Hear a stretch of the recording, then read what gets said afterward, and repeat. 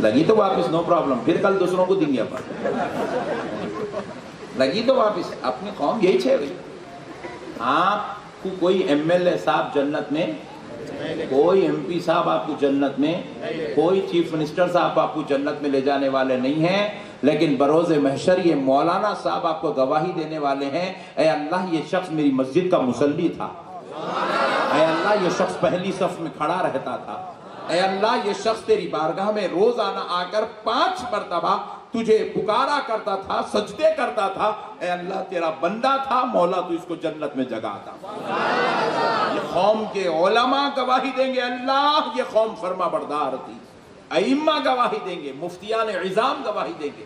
اسی لیے میرے بھائیوں ہمیں دنیا داروں سے تعلق نہیں ہے، ہمارے علماء ہماری دنیا میں بھی ہمارا ساتھی ہیں، آخرت میں بھی ہمارے ساتھی ہیں، لہٰذا علماء کے ساتھ حسن سلوک، علماء کے ساتھ جو ہے اخلاق، علماء کے ساتھ وفاداریاں، یہ ہمارے لیے بہت ضروری ہے.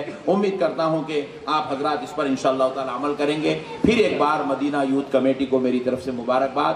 اللہ تعالیٰ آپ حضرات کے کام خیر کو اپنے حبیب کی نالین کے صدقے میں قبول فرما دیں، سرکار غوث اعظم کے صدقے میں قبول فرما دیں. سبحان اللہ. پیارے بزرگوں اور دوستوں، میں نے جو آیت مبارکہ کی تلاوت کا شرف حاصل کیا، لِتُؤْمِنُوا بِاللَّهِ وَرَسُولِهِ، اللہ فرماتا ہے اے لوگو اللہ اور اس کے رسول پر ایمان لے آؤ. اللہ اور اس کے رسول پر ذرا زور سے بولیے، ایمان لے آؤ. یہ پہلا، یہ آیت مبارکہ کا پہلا ٹکڑا سورہ فتح کی 9ویں آیت ہے. یہ اس کا پہلا ٹکڑا تھا، آیت کا پہلا جملہ، پہلا حکم ہے اللہ کا. اللہ کہہ رہا ہے لوگو اللہ اور اس کے رسول پر ایمان لے آؤ.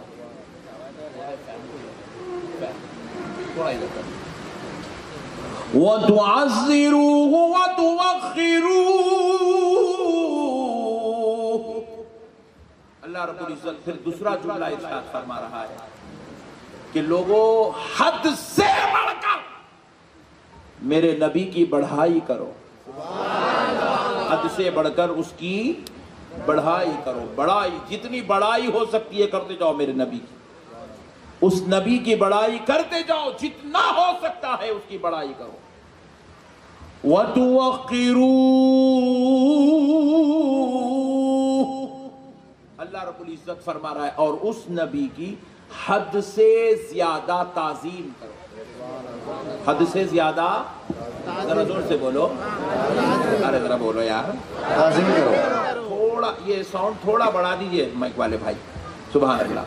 حد سے زیادہ تعظیم کرو. اس آیت، اس ٹکڑے میں 2 حکم ملے، حد سے زیادہ بڑائی بیان کرو، حد سے زیادہ اس کی تعظیم کرو. اب تیسرا جو ٹکڑا ہے جن تینوں کو مل کر آیت کمپلیٹ ہوتی ہے، وہ تیسرا جملہ بھی سن لیجئے. رب فرماتا ہے وَتُسَبِّحُوهُ بُكْرَةً وَأَصِيلًا، اور صبح و شام اللہ کی تسبیح بیان کرو. صبح اور شام اللہ کی تسبیح بیان کرو، اللہ کا ذکر کرو، اللہ کی عبادت کرو، اللہ کی پاکی بیان کرو، اللہ کے لیے نماز پڑھو، عبادت کرو، تقوی اختیار کرو، پرہیزگاری کرو. اب ذرا غور کیجئے گا، بڑی لطیف بات آپ کو سمجھا رہا ہوں قرآن کے حوالے سے. ہر سنی مسلمان کو یہ آیت یاد رہنا چاہیے تو بازو والوں کے ساتھ بیٹنگ کرنے میں آسانی ہوتی ہے. یاد رکھ لیجئے، پہلا ٹکڑا، دوسرا اور تیسرا سمجھیے. اللہ فرما رہا ہے پہلے ٹکڑے میں رب نے کہا کہ اللہ اور اس کے رسول پر ایمان لے آؤ. دوسرے میں کہا اس نبی کی حد سے زیادہ بڑائی بیان کرو، حد سے زیادہ اس کی تعظیم کرو. اور اب تیسرا جو جملہ ہے وہ قابل غور ہے کہ اس رب کی حد سے زیادہ تسبیح کرو، صبح اور شام کرو. یعنی اللہ کی عبادت کرو، اللہ تعالیٰ کی بندگی اختیار کرو، اللہ کے لیے نماز پڑھو، اللہ کے لیے قرآن پڑھو، اللہ کے لیے ذکر کرو، اللہ کے لیے وظائف کا اہتمام کرو. تو اب پیارے بزرگوں اور دوستو، پہلے جملے میں ایمان کا ذکر ہے اور تیسرے جملے میں عبادت کا ذکر ہے.